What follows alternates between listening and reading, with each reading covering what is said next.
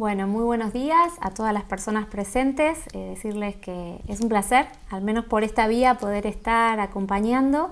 Intentaremos reforzar a través de Skype, pero bueno, por las dudas decidimos hacer este video por si la tecnología no nos acompaña. Agradezco mucho y felicito a las y los organizadores y bueno, y en especial a Renata, a Guadalupe y a Renato que han ayudado para que pueda estar de esta manera con ustedes. Bueno, se me ha pedido que aborde la temática sobre pilares básicos de la Convención, igualdad y no discriminación, y concretamente la temática de accesibilidad universal, diseño universal, ajustes razonables y medidas de acción positiva.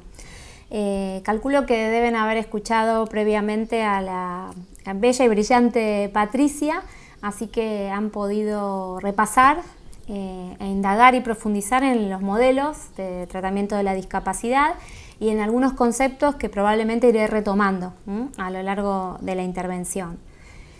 Bueno, vamos a trabajar después también de mi intervención, se va a seguir trabajando sobre estos conceptos de igualdad y no discriminación y calculo que durante toda la semana, porque son conceptos que se van relacionando y que tienen una conexión inmediata con cada uno de los derechos que prevé la Convención y que las personas con discapacidad suelen tener restringidos en el ejercicio de su vida cotidiana. Así que bueno, quizás sí para entrar en el tema repreguntarnos, ¿no? ¿Qué es igualdad? ¿Igualdad en qué? Cuando hablamos de igualdad o cuando los grupos o los colectivos han venido hablando de igualdad, ¿igualdad en qué? Ferrajoli dice, ¿no? Diferencia que igualdad es un término normativo, describe qué es lo que debe hacerse, precisamente con la diferencia. Y que diferencia es un término descriptivo, describe la realidad. En realidad todas las personas somos diversas, eso nos enriquece como humanidad, pero bueno, nos cuesta y nos ha costado mucho entenderlo.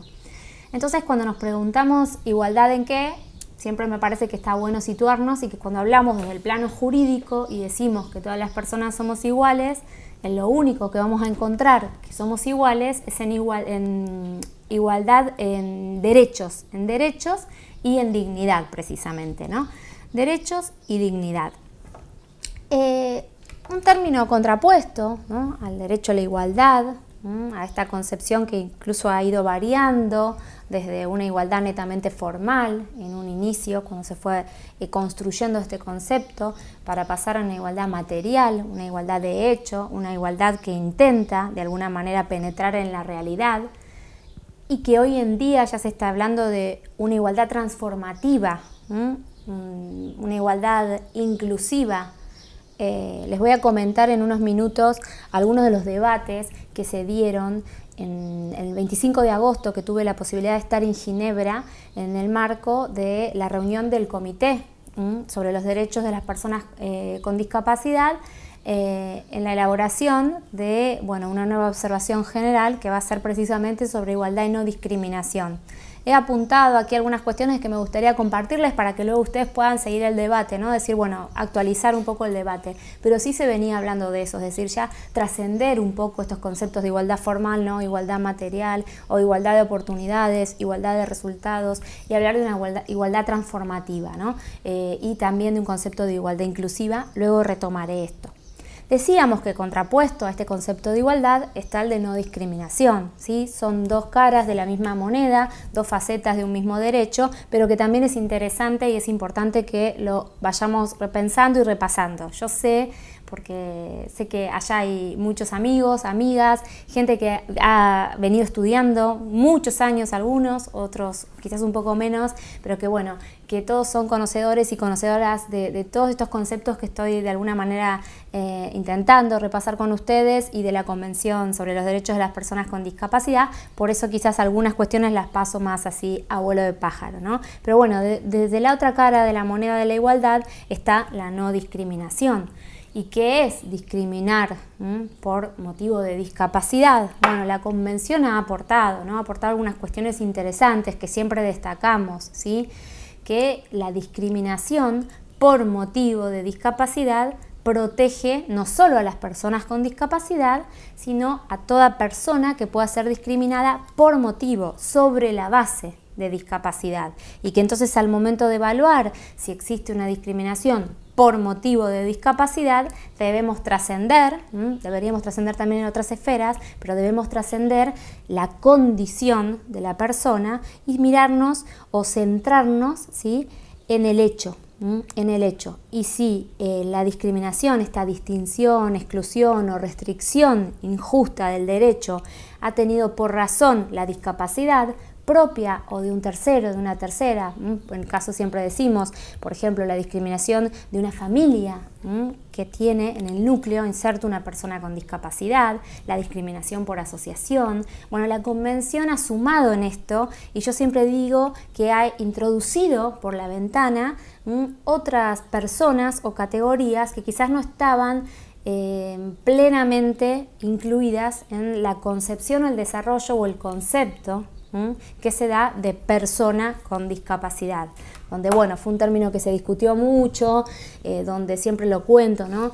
Las y los delegados estaban muy atados de manos, porque eso podía dentro de sus estados partes generar acceso o derecho, ¿no?, al acceso a una serie de prestaciones, y bueno, por suerte se diferenció y se dejó bien claro, y esto creo que la doctrina lo ha desarrollado perfectamente, la interpretación judicial también acompaña, que cuando estamos evaluando si existe una discriminación, no nos importa ni un certificado de discapacidad, ni un grado de discapacidad o minusvalía, o como se denomine en cada país, sino que lo que nos importa es que la persona haya sido discriminada por motivo de discapacidad existente, no existente, actual, pasada, ¿sí? Eso es algo que la Convención ha aportado y que, bueno, me parecía que era importante que vayamos indagando, repasando, ¿no?, desde esta perspectiva.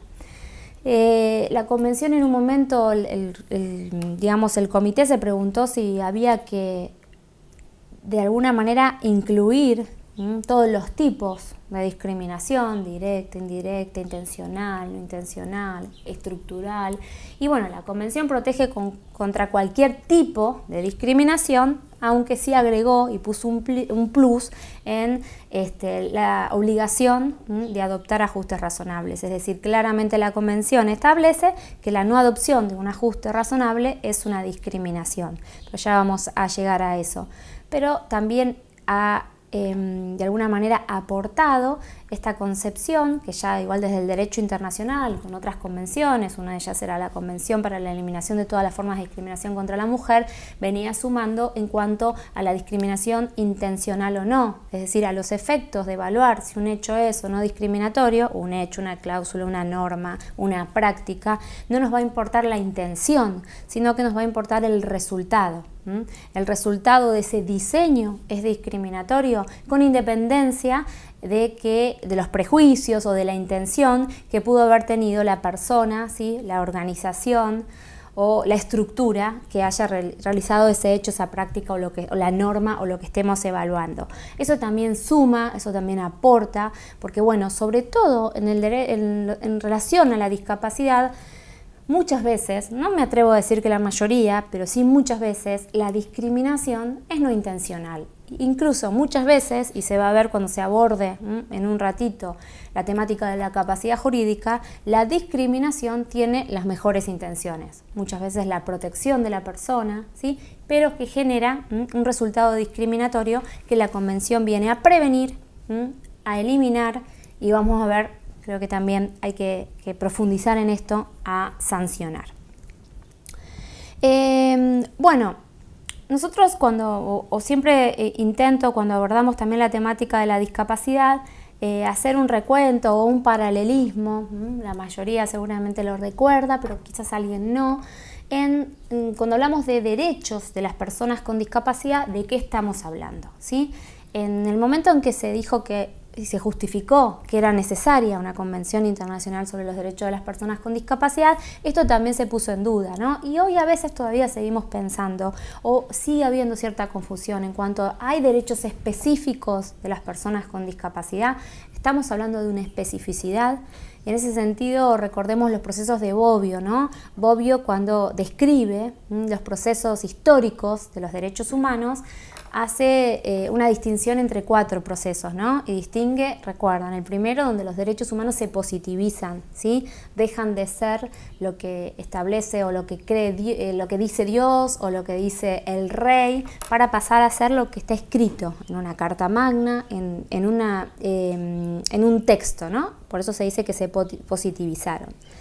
En un paso siguiente, los derechos humanos, uso comillas, se generalizaron, el proceso de generalización de los derechos, donde los derechos dejan de ser aparentemente solo del hombre, propietario, blanco además y con algunas características, para pasar a ser aparentemente, ¿sí?, de todas las personas, donde los derechos humanos en principio se hubieran universalizado, generalizado.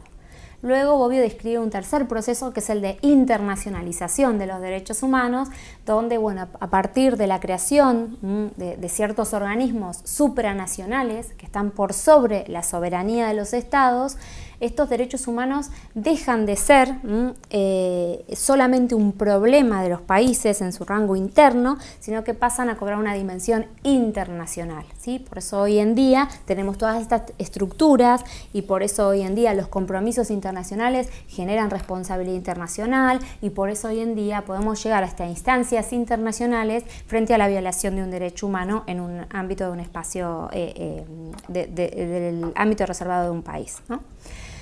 Bueno, y finalmente Bobbio describe este proceso de especificación, ¿no? Que son derechos que se reconocen a personas, grupos de personas, colectivos, ¿sí?, que requieren de una especificidad para el ejercicio de los derechos, donde hace tiempo se empezó a hablar de derechos de las mujeres, derechos de las personas migrantes, derechos de las personas con una orientación sexual diversa, derechos de la identidad de género, derechos de las personas con discapacidad. Entonces, sí, este recorrido que se hace y que incluso entre Bobbio, Ferrajoli también se pone en duda o deja abierta esta duda, sobre todo Ferrajoli, pero que después se retoma y que me parece que tiene importancia e incidencia cuando hablamos de derechos de las personas con discapacidad, en repreguntarnos, ¿estamos hablando de derechos específicos? Y bueno, quizás estratégicamente, porque siempre lo recuerdo, y no sé si no fue en Perú, que me dijeron, bueno, ojo con decir esto, porque como colectivo, ¿sí?, como grupo, como activismo, quizás sirve hablar de derechos específicos y de esta especificidad. Y creo que sí, y que vamos a ir acompañando esto, pero siempre teniendo en cuenta y resaltando que estamos hablando de derechos específicos o de este proceso de especificación, porque en realidad el proceso de generalización, ese segundo proceso que describió Bobbio, donde aparentemente los derechos humanos pasaron a ser de todas las personas, fue una falacia, ¿sí? Si no, no tendríamos que estar hablando de especificación. Esos derechos universales seguían siendo quizás un poquito más amplios, pero de determinadas personas, ¿sí?, dejando afuera un montón de grupos o colectivos que hoy en día deben hablar de derechos específicos. Por eso, cuando hablamos de derecho de la accesibilidad, cuando hablamos de derecho a la salud, cuando hablamos de derecho, cualquier derecho que podamos pensarlo en relación a la discapacidad, tenemos que repensarlo, y yo lo voy a focalizar en el ámbito de la accesibilidad, que es lo que me toca abordar, desde dónde estamos plantados y plantadas, ¿sí? La accesibilidad no es un derecho específico de las personas con discapacidad, siempre me gusta aclararlo. La accesibilidad es, primero, parte del contenido esencial de todos los derechos. Ahora vamos a ir a eso, que quizás es un poquito más técnico, pero la accesibilidad es un derecho de todas las personas. Lo que pasa es que la accesibilidad aparece en nuestra cabeza, en nuestra mente, en nuestra preocupación, en nuestra indignación, cuando precisamente falta, cuando salimos a la calle y empezamos a interactuar con determinadas barreras que nos muestran, ¿sí?, que esa accesibilidad no está pensada para todas las personas. Entonces, por eso hoy en día hay que poner tanto énfasis y tanta especificidad en la accesibilidad en cuanto al ejercicio de derechos de las personas con discapacidad, o en los derechos de las personas con discapacidad, o en la capacidad jurídica, ¿sí?, de las personas con discapacidad, pero porque estuvieron fuera de ese aparente proceso de generalización. Entonces, repito, cuando estemos hablando de esto, no perdamos el eje de dónde estamos situados. Y cuando estamos hablando de accesibilidad, de diseño, de ajustes, que son conceptos que creo que todavía nos falta atravesar, desarrollar y profundizar, recordemos que estamos teniendo que hacer un recorrido previo que otros grupos o colectivos no deben hacer, ¿sí? Y que ese recorrido quizás es el que nos hace hablar de especificidad, pero que no es tan así. Bueno, herramientas que nos da la Convención, herramientas que nos da el derecho antidiscriminatorio en relación a la discapacidad, ¿no? Son varias. Uno de ellos creo que es un principio básico, el principio de mainstreaming, ¿no? La transversalidad. La transversalidad en cuanto a la política, en relación a discapacidad, en cuanto al diseño de políticas, un principio que nació en el ámbito de las políticas de género, pero que creo que es muy aplicable y algunas normas así lo receptan, por ejemplo la normativa española, para la política de las personas con discapacidad. Dejemos de diseñar, y esto se relaciona con lo anterior, o vamos a tratar de llegar a este punto de que tengamos o podamos dejar de diseñar, ¿sí? Pensando solamente en políticas específicas para la discapacidad y podamos insertar la perspectiva de discapacidad, así como se habla de la perspectiva de género, y en eso cuando hablamos de perspectiva de género todos sabemos a qué estamos hablando. Bueno, la perspectiva de discapacidad como todavía no la tenemos tan clara. Entonces en el diseño de política pública debe estar, ¿sí? Y creo que en esto tenemos que trabajar la perspectiva de discapacidad en todos los ámbitos, ¿sí? Y en todos los recorridos de la vida de las personas con discapacidad. Este principio creo que es importante, que la Convención de alguna manera lo construye, ¿sí? No sé si me da tiempo a esto, si no luego vuelvo, pero que bueno, que es un principio importante en materia de derechos de las personas con discapacidad en relación a la igualdad y la no discriminación. Otro de los principios del derecho antidiscriminatorio que me parece que hay que focalizar y hay que fortalecer y que quizás en discapacidad todavía nos falta es el de la inversión de la carga de la prueba, ¿sí? Esto quizás va un poquito más en el ámbito procesal, ¿sí? Pero también tiene una faceta de contenido en por qué se aplica el derecho antidiscriminatorio, la inversión de la carga de la prueba, y también tener en cuenta que muchas veces la discriminación que sufren las personas con discapacidad en su vida cotidiana es muy difícil de probar. Entonces esta es una herramienta interesante que hay que utilizarla, que los países en el ámbito de su jurisprudencia, ¿sí? Y algunos de su legislación interna están arraigando este principio, lo están aplicando, ¿sí? Mucho más quizás en materia en derecho de las mujeres, pero también en materia de discapacidad. Pero ahora sí, adentrándome, esos son principios que bueno, no se me ha pedido que aborde, pero que me parece que son importantes que los tengamos en cuenta, uno en el ámbito de la política pública sobre todo, ¿sí? Y otro en el ámbito ya más normativo y sobre todo procedimental, podemos tener en cuenta y situarlo y enmarcarlo. Otra de las herramientas, y en materia de discapacidad ineludible, es precisamente la accesibilidad universal. Sabemos que la Convención da una definición de accesibilidad universal, sabemos que hay una observación general sobre los derechos de las personas con discapacidad, la número 2, que aborda, desarrolla el contenido normativo de la accesibilidad universal y estos conceptos que están absolutamente ligados, ajustes razonables, diseño universal. Y sabemos que algunas legislaciones también han introducido o han ido introduciendo esta garantía, este derecho, este principio de la accesibilidad universal.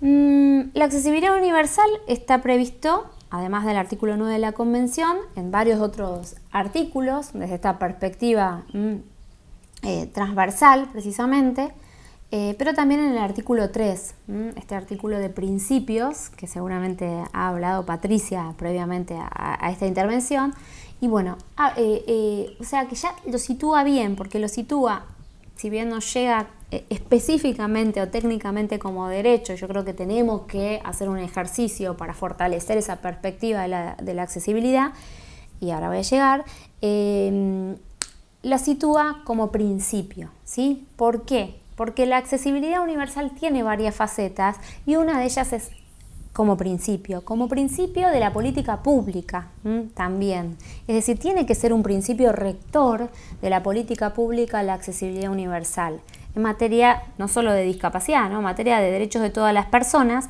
pero también en relación a esta perspectiva que les estoy comentando. Entonces, hay distintas dimensiones de la accesibilidad. Una de ellas sería la accesibilidad como principio. Otra de ellas es la accesibilidad como parte del contenido esencial de los derechos. ¿Qué es el contenido esencial del derecho? Bueno, siempre lo explico de alguna manera como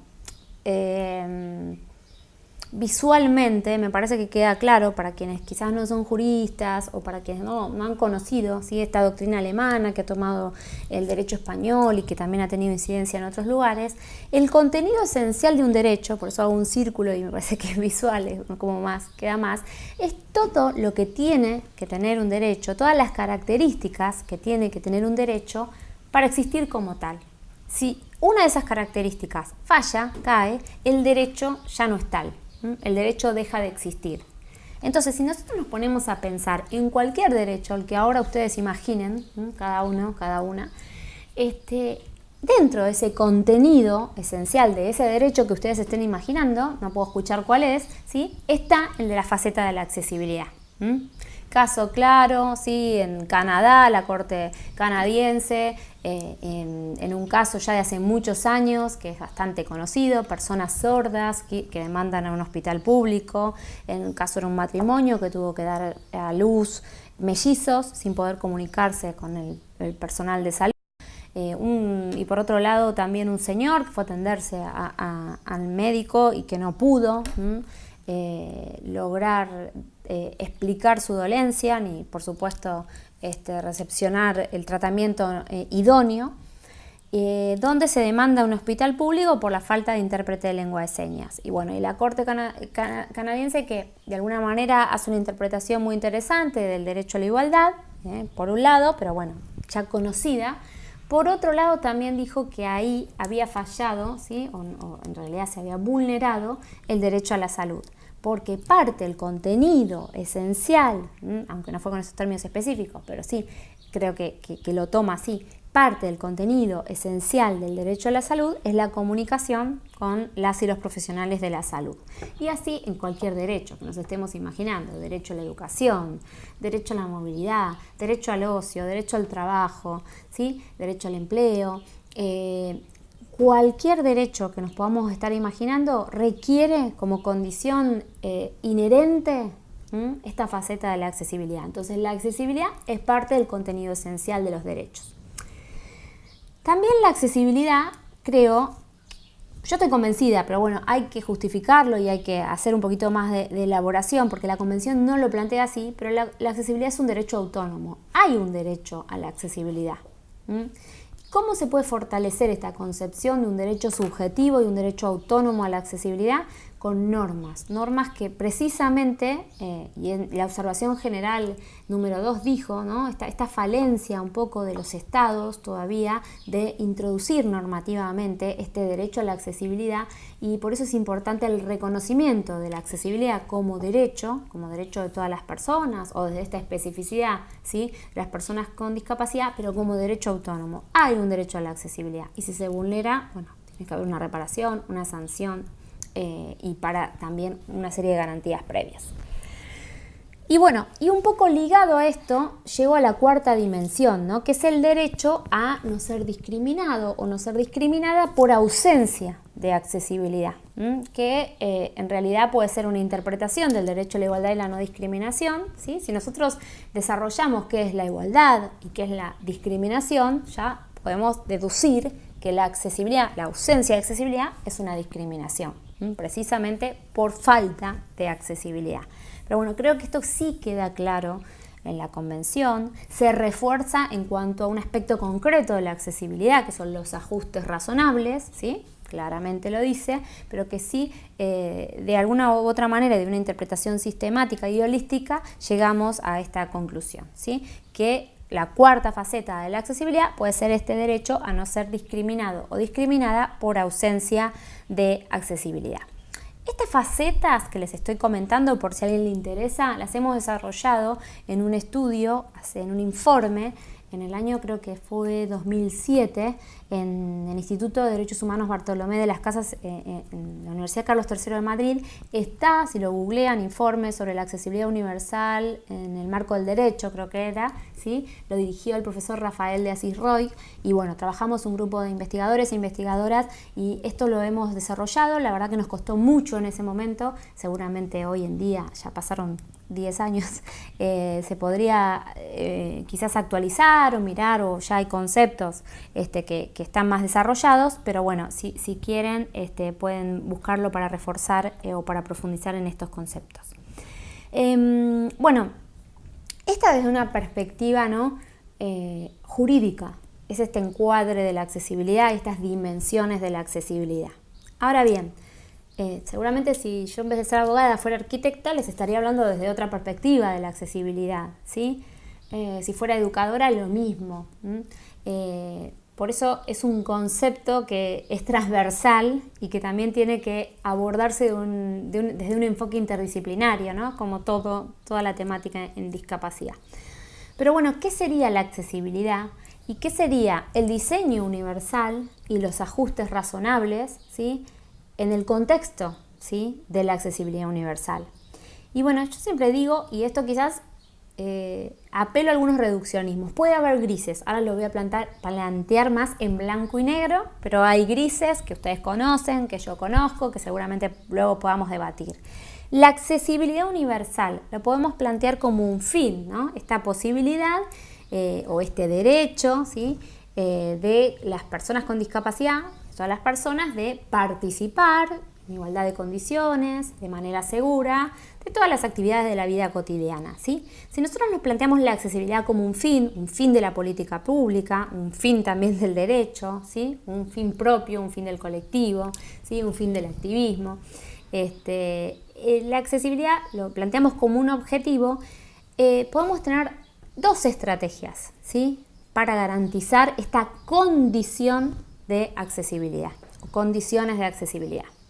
Una es previa y es universal, y otra es posterior y particular. La previa y universal es el diseño universal, ¿sí? Diseño para todos y todas, diseño para todas las personas, diseño universal. Diseñemos una política, un derecho, un edificio, un encuentro, pensando en todas las posibilidades en cuanto a los contextos, a las situaciones y a las personas. Diversidad de personas, diversidad de contextos, diversidad de situaciones. Pensemos entonces en todo ese universo de personas y situaciones, ¿sí? Pensemos en este encuentro y se ha pensado, estoy segura de eso conociendo a quienes organizan, y pensamos que no solamente van a acudir personas estándar, entre comillas, ¿sí? Que caminan, ven, oyen, razonan de determinada manera, sino que vamos a pensar realmente el universo de personas y situaciones. Diseño universal. Esto es obligación, según las normas, según la convención, ¿sí? Y ya del reconocimiento del derecho internacional, creo que ya podemos hablar de que es una obligación, ¿sí? Que es previa al diseño de lo que fuera, pensar en ese universo de personas y de situaciones, ¿sí? Primer estrategia para llegar a ese objetivo fin que es la accesibilidad universal. Ahora hay una segunda estrategia que, en contraposición a esta que es previa y es universal, es posterior y es particular. Y acá nos adentramos en el mundo de los ajustes razonables, ¿sí? ¿Por qué? Porque los ajustes razonables no están pensados para un universo de personas y situaciones. Precisamente lo contrario, están pensados para casos particulares. Son medidas que deben adoptarse para casos particulares, donde sí importa, e importa mucho, la especificidad de la persona, ¿sí? Su condición, su interseccionalidad muchas veces, ¿no? Hay que hacer mucho juego en cuanto a la interseccionalidad y los ajustes razonables. Queda tela por cortar ahí, pero bueno, no me quiero ir de tema. Entonces es un caso particular de una persona que no pudo preverse, ¿sí? Mediante este diseño, teniendo en mente un universo de personas y situaciones, no pudo preverse esa situación particular de esta persona que requiere, ¿sí?, de otras condiciones. Entonces acá nos adentramos en el mundo de los ajustes. Es posterior, una vez que falló el diseño universal, pero no que falló, y acá quiero hacer una diferencia porque creo que viene habiendo mucha confusión. No que falló porque fallamos los seres humanos, porque, digamos, no pensamos desde el diseño universal, entonces ahora tenemos un caso de una persona en silla de ruedas, no sé, lo voy a poner al burdo, ¿no? Entonces no tenemos el lugar, las condiciones, ¿sí?, arquitectónicas no son accesibles. Entonces, ¿eso es el mundo de los ajustes? No. Es posterior, sí, pero ¿por qué es posterior? Porque se falló, se vulneró este principio de diseño universal y por ende este derecho de accesibilidad universal. No, el mundo de los ajustes es cuando no fue posible, a pesar de tener en mente este universo de personas y situaciones, no fue posible, ¿sí?, prever esta situación particular. Esta situación particular que se da por la interseccionalidad de la persona, sus circunstancias, su situación, sus condiciones o por cualquier otra circunstancia. Y me parece que es importante porque así como cuando hablamos de derecho a la discapacidad, derecho a la igualdad y la no discriminación, y de donde lo podamos construir, el diseño universal es una obligación. Y si se omite, tiene que haber una sanción y tiene que haber una reparación, ¿sí? El ajuste razonable también es una obligación, ¿sí?, obviamente, pero el ajuste razonable da un juego que no da el diseño universal, que es entrar a evaluar si la carga resulta desproporcionada o indebida. Sabemos, lo dice la Convención, lo dicen las normativas de diferentes lugares que introducen este concepto de ajustes razonables, que es obligación adoptar un ajuste razonable siempre que la carga no resulte desproporcionada o indebida. Bueno, puede tener cierta lógica, ¿sí?, porque es una situación muy particular y habrá que ver, cuando hablamos de carga desproporcionada o indebida, no nos referimos solamente a la condición económica, que quizás es lo primero que se nos viene a la mente, ¿no? Si realizar ese ajuste, adoptar ese ajuste es caro para la empresa, la institución que debe adoptarlo. No, es un poco más amplio el concepto, ¿sí? Algunas normas, ¿sí?, dan algunas herramientas para también este concepto tan ambiguo de que la carga resulte desproporcionada o indebida, ¿no? ¿Qué sería una carga desproporcionada? Bueno, entran en juego los principios básicos del derecho en cuanto a la proporcionalidad, pero también entran en juego quizás, o es necesario quizás, ir introduciendo algunas pautas para poder evaluar si la carga es desproporcionada o indebida. Y en eso se me viene a la mente, que les iba después a hacer un resumen, pero me parece que acá es oportuno.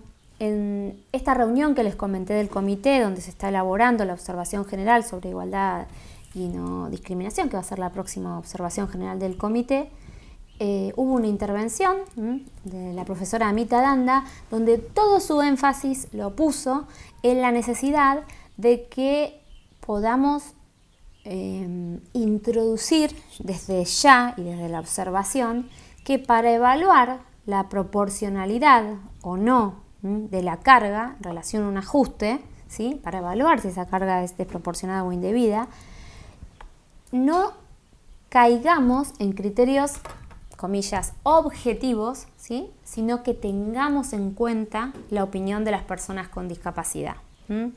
Este principio de la discapacidad, de nada sobre nosotros y nosotras, sin nosotros y nosotras, aplicado concretamente a la evaluación de la existencia o no de una carga desproporcionada o indebida. Hay que darle un peso, hay que darle un matiz a eso y no caer en supuestos criterios objetivos solamente para la evaluación de la proporcionalidad o no de adopción de esa carga.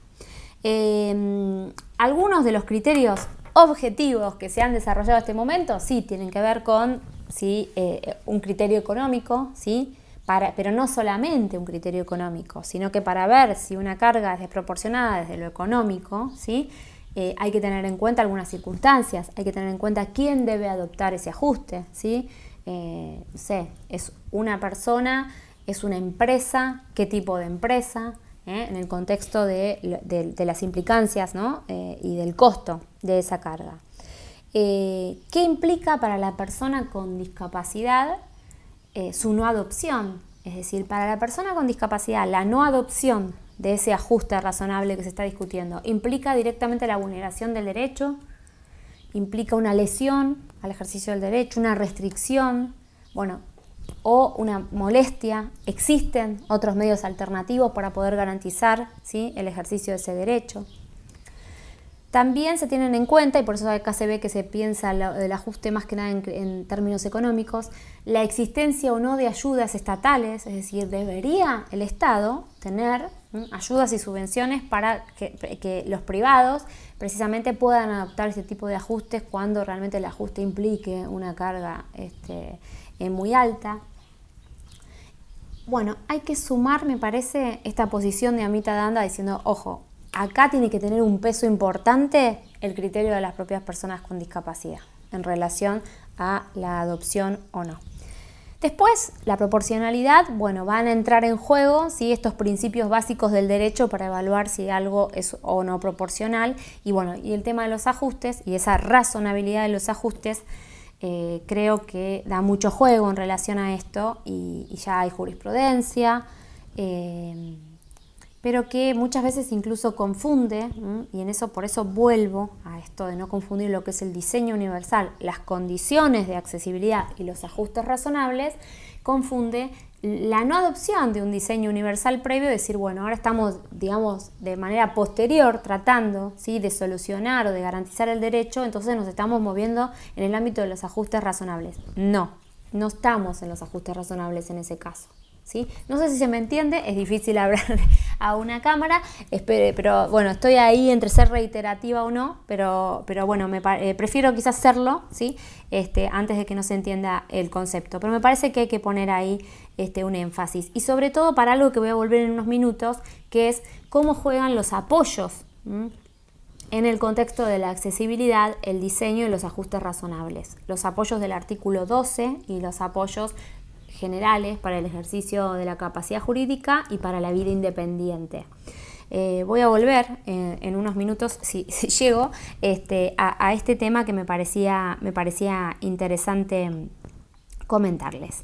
Pero un poco las nociones entonces, las diferentes dimensiones de la accesibilidad y la relación de la accesibilidad universal con los ajustes razonables, creo que requieren de mayor desarrollo y requiere de que vayamos poniendo, quizás también evaluar si es estratégico, pero quizás si necesitamos, ¿sí?, ir poniendo el énfasis ahí. Colombia, sentencias interesantísimas de ajustes razonables en el marco del derecho a la educación. Argentina, Perú, y están ustedes allá, compañeros y compañeras, México, para desarrollar en el marco de sus países y del derecho comparado. Argentina, el caso Naranjo, Emiliano, es que no sé si ya se habrá hablado, seguramente se va a hablar, pero Emiliano Naranjo que fue discriminado por una universidad en el marco de la provincia de Buenos Aires y que el caso llega a la corte y que se lo discrimina porque se entiende que una persona con discapacidad física, en principio, no puede estudiar una carrera que tenga que ver con el profesorado de educación física, ¿no? Desde los prejuicios y desde la ignorancia, ¿no? Entonces se entiende que Emiliano no podía. El caso llega a la corte, y la corte, el dictamen de la Procuradora General, ¿sí?, de la Procuración General, pone el énfasis en la no adopción de los ajustes, en que no se demostró desde la universidad la adopción de ajustes razonables para garantizarle a Emiliano el cursado de las materias, los paralelismos o el reconocimiento de algunas materias, porque además, el caso es que Emiliano además ya tenía algo previo, que no tiene un rango universitario, pero sí ya ejercía, ¿sí?, esto, y la posibilidad, entonces ahí se centró en la posibilidad o la obligación de la universidad de haber demostrado la adopción o no de ajustes razonables, y el caso tuvo mucho que ver con el desarrollo de este concepto de ajustes razonables. Que en el ámbito del derecho a la educación, creo que también acá entramos en los grises. Yo lo expliqué en blancos y negros y acá entramos en los grises. Pero yo les dejo, ahora no sé si me va a dar tiempo, pero les dejo la pregunta, porque el caso Emiliano seguramente saldrá en el momento en que se aborde el derecho a la educación.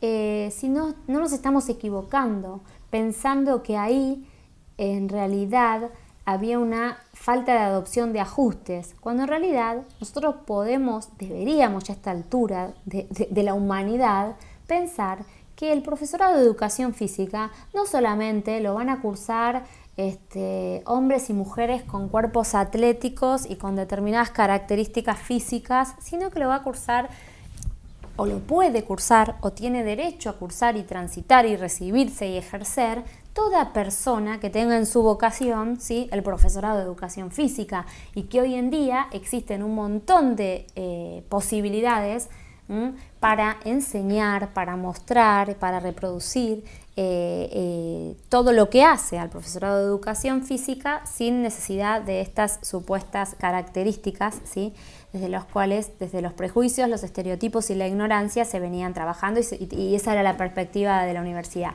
Pero bueno, ahí, entonces, si nosotros ya eso podemos preverlo, lo que fallaron no fueron las condiciones de accesibilidad de la carrera, de la currícula, ¿sí?, desde el punto de vista también de los profesores y profesoras, y por qué nos vamos a restringir a los ajustes razonables, ¿sí? Me parece que nos da juego, nos da posibilidades, los ajustes razonables, pero que bueno, que cuando lo elaboramos y cuando lo defendemos, pongamos énfasis, ¿sí?, para que no tenga que estar Naranjo ni ningún otro joven o otra joven discutiendo si la carga es desproporcionada, si no es desproporcionada, ¿sí?, sino que simplemente pueda alegar su derecho a la educación para acceder en este caso al ámbito universitario. Y en eso nos tendríamos que mover en el diseño universal, pensar una universidad, ¿sí?, teniendo en mente toda este universo, como decíamos, de personas y situaciones. Bueno, lo dejo seguramente para el debate, este tema se puede profundizar. En cuanto a la accesibilidad y la labor del comité, fíjense, primer observación general del comité, capacidad jurídica, porque bueno, incendio ahí, por la falta de comprensión desde los países y demás en cuanto al contenido normativo, a las obligaciones, ¿no?, del artículo 12. Pero segunda observación general, accesibilidad universal, ya está marcando, ¿no?, ya marcó. Pero además en esa misma observación el comité lo que viene diciendo es, ojo, porque todos los países al momento de elaborar informe y luego las observaciones finales denotan una ausencia, ¿sí?, de política pública en cuanto a los lineamientos, ¿sí?, y a las obligaciones que establece la convención, ¿sí? Falta de accesibilidad, falta de mecanismos de control por parte de los estados y sobre todo falta de mecanismos de sanción. Y bueno, y acá creo que tenemos y vamos a tener un largo camino y que seguir trabajando. En el marco de estos conceptos, ¿cómo juegan las medidas de acción positiva? Y acá también me interesa que no nos confundamos, por lo menos desde lo que yo pienso, ¿no? Las medidas de acción positiva no son, desde mi punto de vista, estuve hace poco en España y bueno, mi profesor, mi director y mi guía siempre y referente quizás piensa un poco diferente. El profesor Rafael de Asís estaba planteando si las medidas de acción positiva no se podían plantear como ajustes y demás. Bueno, hubo una discusión en la Carlos III, pero bueno, voy a traer mi opinión y es que las medidas de acción positiva no deben tampoco confundirse con ajustes razonables. Sabemos que las medidas de acción positiva son medidas de compensación, que además son por un tiempo determinado, que tienen una razón histórica, que han sido muy debatidas, que generan mucho debate, ¿sí? Que también tienen matices. Un autor español, Jiménez Gluck, diferencia, ¿no?, entre lo que son las medidas de acción positiva moderadas y las medidas de acción positiva fuertes. Las medidas de acción positiva moderada, que tiene que ver, y acá lo voy a hilar, y me parece que también cuando hablamos de igualdad y no discriminación de personas con discapacidad, no tenemos que olvidarnos del artículo 8, de toma de conciencia y del efecto transformador de ese artículo 8, en el marco de la igualdad y la no discriminación, de la erradicación de prejuicios y de estereotipos. Entonces, las medidas de acción positiva,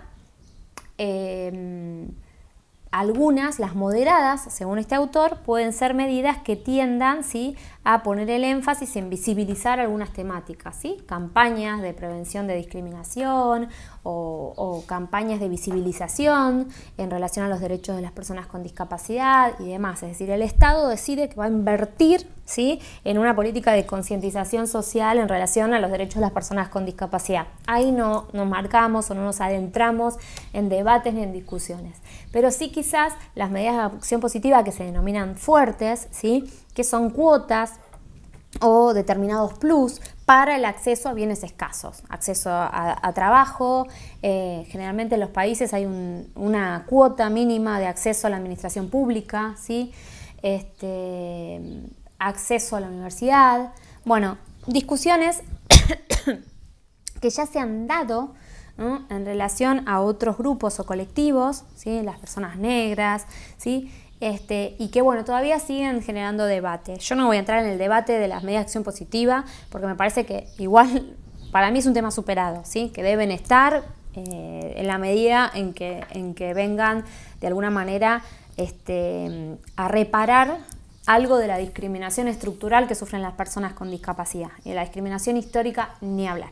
Pero bueno, lo que sí quiero destacar, y me parece que acá es importante, es que las medidas de acción positiva por sí solas no sirven. Por eso cuando se debatía la convención, quizás algunos estados que incluso venían mostrando políticas progresistas en relación a los derechos de las personas con discapacidad, no estaban tan de acuerdo en que sea una obligación para los países, ¿sí?, adoptar medidas de acción positiva. ¿Y por qué en algunos casos no sirven? No sirven si las medidas de acción positiva no están acompañadas por políticas de reconocimiento. No sirven si las medidas de acción positiva no están acompañadas por condiciones de accesibilidad y adopción de ajustes razonables.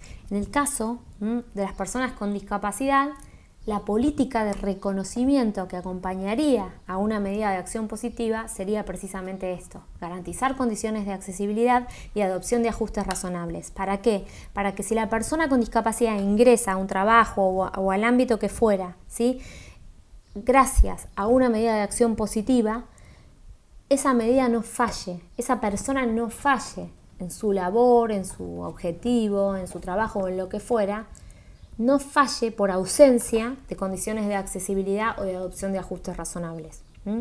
Que si una persona con una discapacidad ingresa a un lugar de trabajo y ese lugar de trabajo, el ambiente, no tiene condiciones de accesibilidad mínimas, evidentemente esa persona va a tener más dificultades, ¿sí? En ese caso, si la persona falla, quizás muchas veces es contraproducente, fue contraproducente la adopción de esa medida. ¿Por qué? Porque sabemos lo que se piensa muchas veces de la discapacidad, entonces se dice, ves que no puede, ves que no trabaja de igual manera. No. Si esa persona falla, porque puede fallar una persona con discapacidad, igual que sin discapacidad, por millones de razones, pero que no sea por la falta, por la discriminación, que sería la ausencia de condiciones de accesibilidad y de ajustes razonables en ese entorno de trabajo o el entorno en el que nos estamos moviendo. En este caso, me parece que es algo importante tomar o retomar las políticas de reconocimiento en relación a la discapacidad.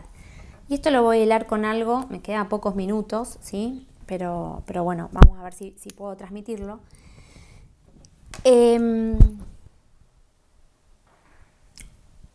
Patricia Brogna, seguramente, porque en esto fue mi maestra, en este punto, ¿no?, de esta distinción que hace Patricia, y que también cita a Liliana Pantano, brillantes sociólogas ambas, en cuanto a la distinción entre condición de discapacidad, situación de discapacidad y posición de discapacidad. Quizás Patricia habló antes y ya sumó otra característica u otro enfoque. En ese caso, lamento perdérmelo, mandame algo escrito, Patricia, pero bueno, si te sigo hasta ahora, un poco creo que lo que vos has distinguido, que a mí me ha sumado mucho en el entendimiento y para explicar algunas cuestiones, es estas dimensiones, ¿no? La condición de discapacidad, la situación de discapacidad y la posición de discapacidad. Bueno, esa condición, no voy a repetir porque la tuvieron a Patricia, pero sería esa dimensión personal, ¿no? Fíjense que no utilizo ni se utiliza el término natural, no sería la dimensión natural ni biológica, sino la dimensión personal, la condición. ¿Por qué? Porque no nos vamos a basar en una deficiencia, como desde mi punto de vista mal dice la convención, ni en un diagnóstico que nos va a colonizar la vida, sino que vamos a mirar esa condición que tiene que ver con una condición personal, ¿sí?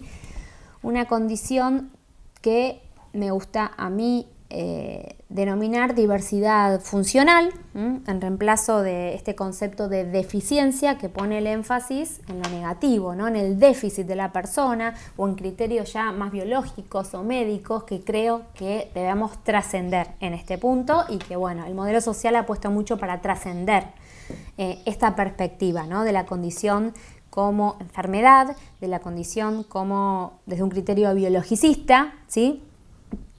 O desde un diagnóstico que coloniza la vida, medicaliza la vida de las personas con discapacidad.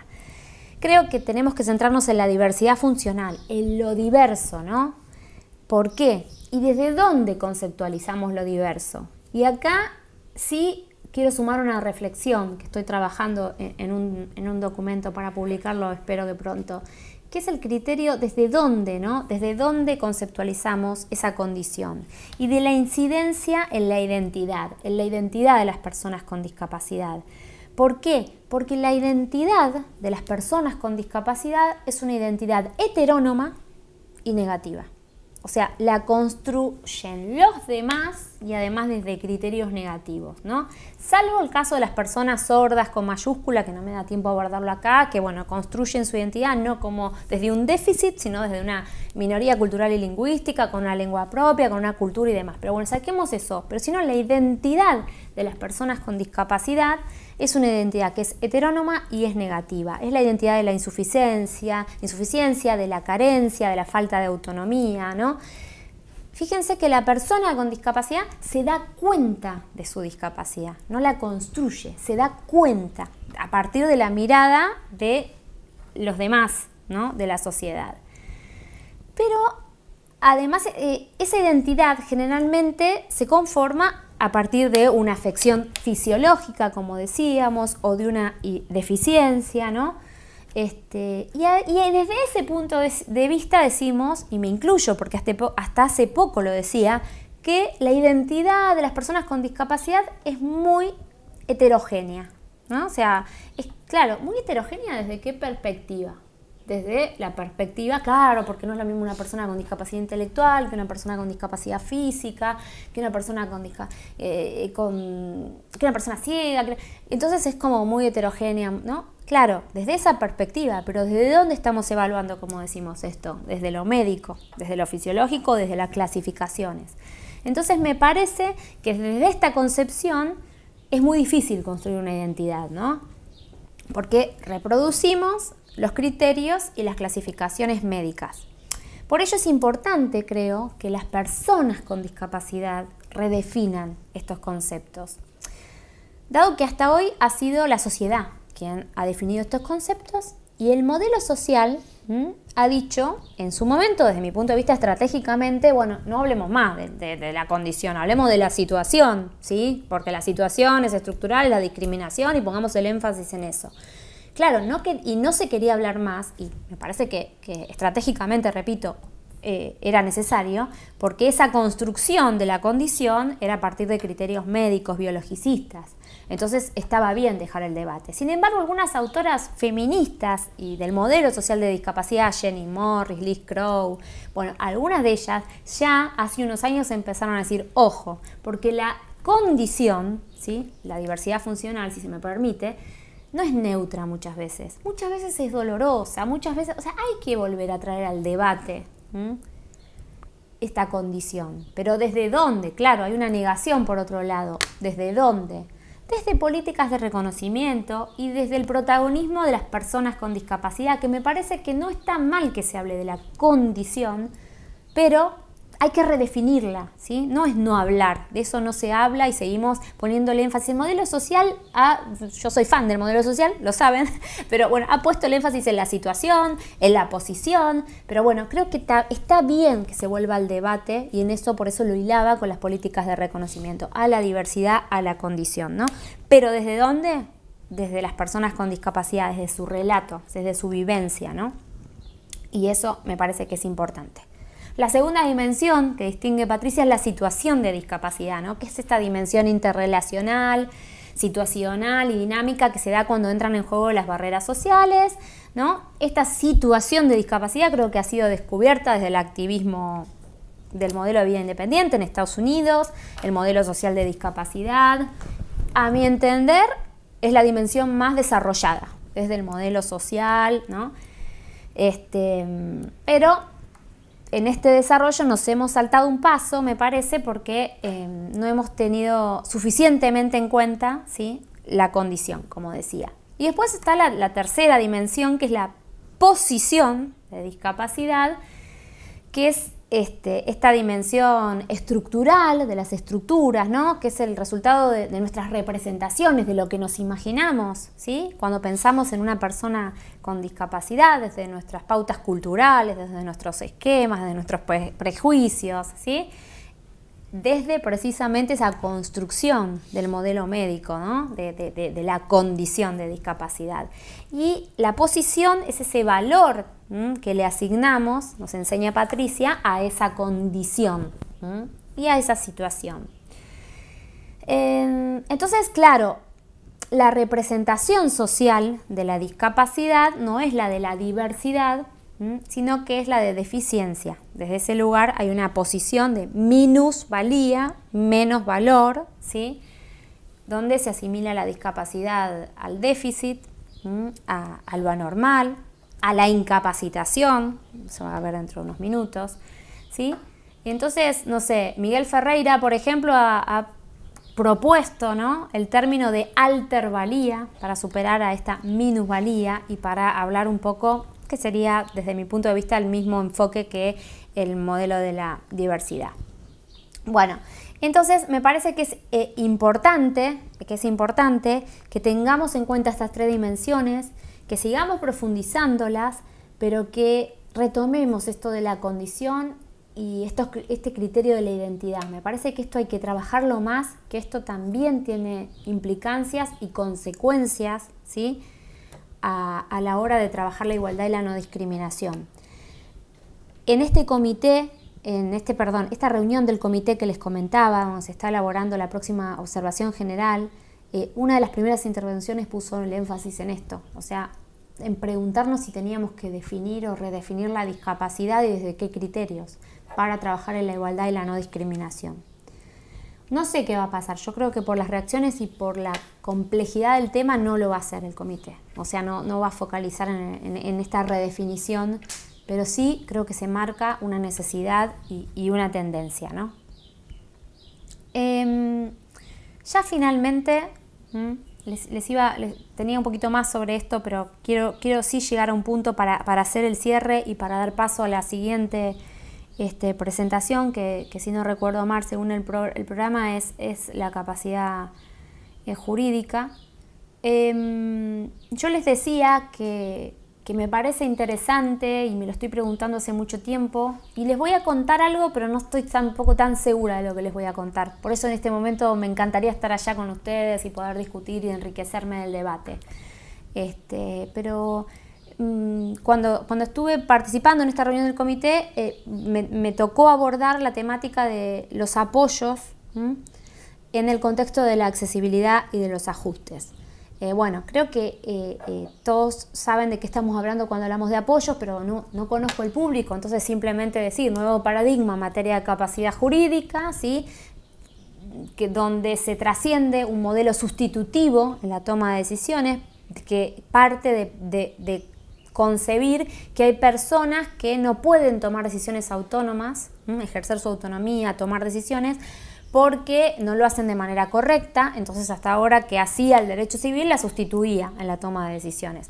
El artículo 12 marca un cambio de paradigma impresionante en esto, trasciende ese modelo sustitutivo hacia un modelo de apoyo en la capacidad jurídica, donde básicamente lo que obliga es a que redefinamos la pregunta. O sea, ya no nos podemos preguntar si la persona tiene capacidad jurídica, sino que lo que nos vamos a preguntar es qué necesita la persona para el ejercicio de esa capacidad jurídica. ¿Qué tipos de apoyos necesita la persona? Y acá entran en juego los apoyos del artículo 12. Pero los apoyos, ¿sí?, desde mi punto de vista, pueden distinguirse apoyos para la vida independiente, ¿sí?, y apoyos para el ejercicio de la capacidad jurídica. Estoy muy mal de tiempo, simplemente les tiro la idea y si me puedo conectar por Skype la seguimos si quieren. Pero bueno, estos apoyos, los apoyos para la vida cotidiana, para la vida independiente, ¿sí?, que tienen que ver muchas veces con condiciones de accesibilidad. Es decir, una persona con discapacidad, si quieren intelectual, que va al banco a hacer un trámite, ¿sí?, que puede llevar su apoyo, o el banco, desde el diseño universal, tendría que ya saber a esta altura que puede ir una persona con discapacidad intelectual, una persona mayor, una persona que le cuesta todo el tema de trámites, sin necesidad incluso de estar inserta en persona con discapacidad intelectual o persona mayor, y podría tener ya previsto, ¿sí?, la figura del apoyo para la persona que lo requiere para transitar, no sé, un trámite bancario, ¿sí? ¿Eso qué es? Es un apoyo para la vida independiente, pero es condición de accesibilidad, desde mi punto de vista. Eso ya estaría, deberíamos tenerlo. Lo que pasa es que socialmente o culturalmente no estamos preparados, pero ya las herramientas las tenemos jurídicas, me parece. Bueno, no puedo ir mucho en esto, pero vamos ahora a los apoyos del 12, que son los apoyos para la formalización de actos jurídicos, apoyos en el marco de la capacidad jurídica, apoyos del 12. El 12 ya define esos apoyos, desde mi punto de vista, como parte del contenido esencial del derecho a la capacidad jurídica.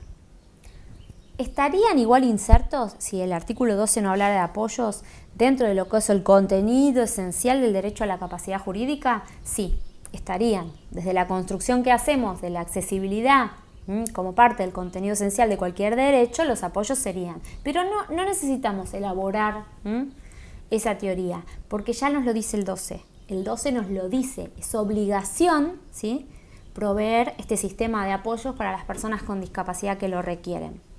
Entonces, estos apoyos del 12, ¿pueden en algún momento concebirse como ajustes razonables?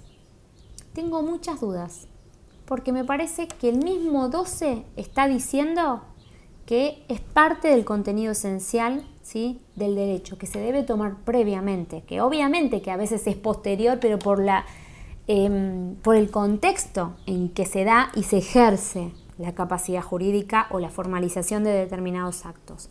Pero además, lo que creo que tenemos que tener en cuenta también para los apoyos del 12 y su elaboración es la inmediatez, ¿sí? La inmediatez en cuanto al derecho, o sea, en cuanto a la exigibilidad, ¿sí? Es un derecho que es de exigibilidad inmediata, no entraría dentro de la cláusula progresiva el 12, la capacidad jurídica. Entonces los apoyos del 12 tampoco. No podría el Estado decir, todavía no tengo los medios para poder garantizar, ¿sí?, apoyos dentro del proceso judicial, apoyos para el ejercicio de la capacidad jurídica. No puede decir eso. Entonces son directamente operativos, exigibles por un lado, y por otro lado, desde mi punto de vista, no serían ajustes razonables, serían parte del contenido esencial del derecho y no podríamos en el ámbito de los apoyos estar discutiendo en algún momento si la carga es o no desproporcionada. Es una exigibilidad, ¿sí?, directa que brinda y establece el artículo 12 y así me parece que hay que tomarlo. Lo hice de manera muy breve y muy reduccionista porque me estoy pasando con el tiempo. Bueno, creo que no, que estoy cumpliendo, pero con el tiempo que me dijeron, pero no quiero pasarme. Pero bueno, me parece que de todos modos igual, como no se ha avanzado todavía en el ámbito de la capacidad jurídica, solamente quería dejarlo para el debate de estos días, o dejarlo sentado, o comentarles, ¿sí? Y simplemente ahora sí, como cierre, yo creo que les he ido mechando los temas que yo había querido compartir con ustedes de la reunión del comité, ¿sí? que me parecieron interesantes. Yo tomé nota de todos los paneles y me parece, sí, como cierre, decirles cuál era el estado de los debates. Uno de ellos era, bueno, ¿qué hacemos? ¿Definimos discapacidad desde una redefinición? ¿No la definimos a los efectos de la discriminación?